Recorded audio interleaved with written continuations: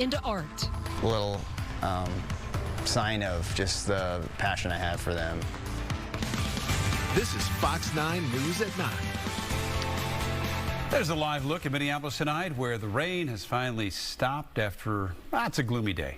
But as you can see, the camera's shaking, which means the wind is still whipping out there. It's been a windy day. Good evening. Thanks for joining us on Fox 9 and Fox Local. I'm Randy Meyer. And I'm Kelsey Carlson. Let's get right to Chief Meteorologist Ian Leonard, who has been tracking the wind, the rain, the cooler temperatures, and that wind just cuts right through you. Yeah, and a very technical term to describe today.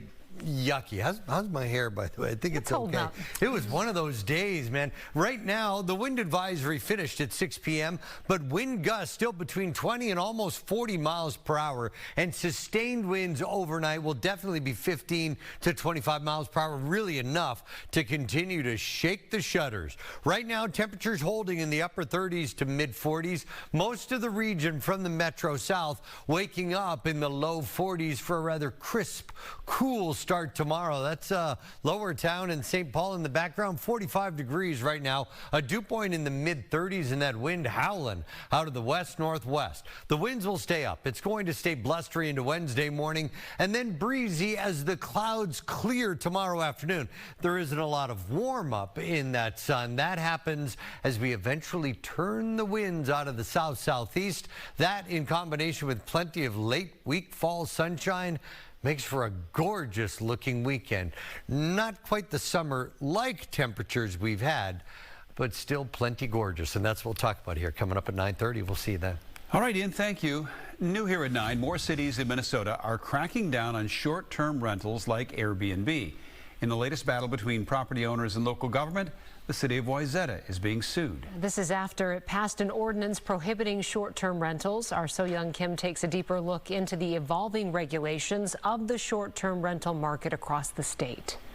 As cities across Minnesota look for ways to handle short-term rentals, property owners who rely on them are fighting back against the moving target of changing rules. Let's take a look at how some municipalities in the Twin Cities metro area are approaching this. In the past several years, these cities have added rules and restrictions, while these other cities have outright banned short-term rentals. City officials say some top concerns against short-term rentals are noise and nuisance, and in some areas, the saturation of these properties in a neighborhood. Some of the considerations being debated and regulated around short-term rentals are length of stay, licensing rules, and whether or not the property is owner-occupied. The new ordinance in Wayzata requiring long-term rentals is scheduled to take effect next April. The rental owners are asking a judge to block it, arguing a lack of public process. Reporting in studio, So Young Kim, Fox 9. The Northeast Minneapolis community rallying around a business targeted by Molotov cocktails twice in the last 2 days. Police arrested a man they say broke the window at Fletcher's Ice Cream Sunday night just after employees left. Investigators say the guy then tried it again in broad daylight on Monday while the store was closed. A witness photographed the suspect in a minivan that time, and police caught the 30-year-old about a half-mile away. These attacks caused some minor damage, but also motivated a lot of people to give their business to Fletcher's on Tuesday. I believe in my heart that Minneapolis is a really amazing place to be. I believe that this city has my heart, and I'm so grateful for all of this support. Neighbors in Northeast Minneapolis also planning a rally to support Fletcher's on Thursday evening. Everything that happened about the murders, he told me. And yes, that conversation is recorded. Well, new tonight, O.J. Simpson's former bodyguard still insists that he has a thumb drive with an audio recording of the football star confessing to the infamous 1994 murders. The admitted former gang member first made that allegation last year when he claimed that Bloomington police in Minnesota had that thumb drive. But investigators here in Minnesota say they never found the recording. Fox 9's Mike Manzoni watched the news conference earlier today. Mike, the former bodyguard claims he had that recording with him today as well. So this is a confusing story. Explain to us what's happening. But Kelsey, he would not play it, citing an ongoing federal drug investigation. Ira Cavelli, the man you saw there, went in a bunch of different directions during the 35-minute news conference in his attorney's office. He recalled his life as a gang member and cocaine dealer. He also says he suffers from PTSD in part because he claims Simpson told him how he committed the murders. This all started back in 2022.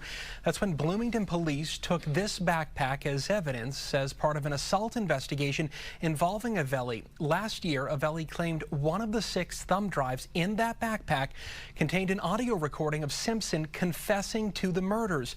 But investigators say they never found it. Avelli claimed to have that recording on hand today, but refused to play it at this afternoon's news conference in Los Angeles. Here's an exchange between Avelli and a reporter over that recording. Is that the conversation that you recorded of O.J. Simpson? I got it right here, but that's the one that due to... Yeah, that's not content we're releasing. You mean the supposed confession? You got it right here. But you're not going to release it because... Due to obstruction of justice and ongoing investigation. He was vague about that investigation that he claims is happening at the federal level. 30 years ago this month, a Los Angeles jury acquitted Simpson of the murders of his ex-wife, Nicole Brown Simpson, and her friend, Ron Goldman. But a civil jury later found him liable for their deaths. Simpson maintained his innocence until his death last year at 76. Bloomington police, meanwhile, told us it was not aware of that news conference and had no comment. In the newsroom tonight, Mike Manzoni, Fox 9. All right. Thank you, Mike.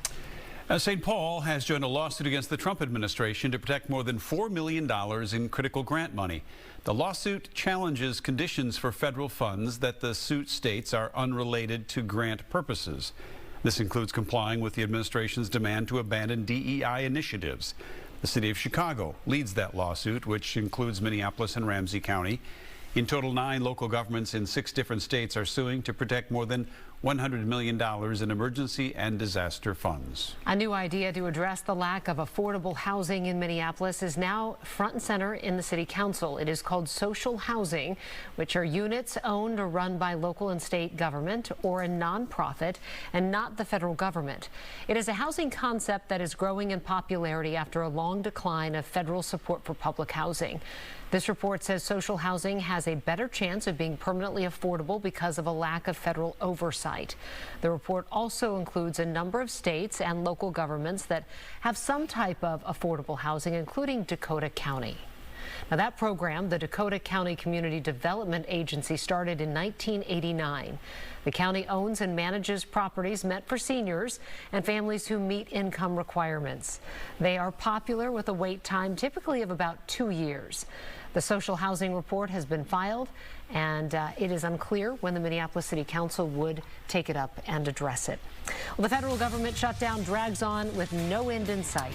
Both sides calling for the other to negotiate, but nobody's budging. Their demands coming up next. Also, renewed calls for Hennepin County to shut down a waste-to-energy facility in downtown Minneapolis, 2 years after commissioners said they would do it. And a big question of, say, a section of St. Paul's iconic Grand Avenue reopens after months of construction there. And now businesses are hoping that people will return as well.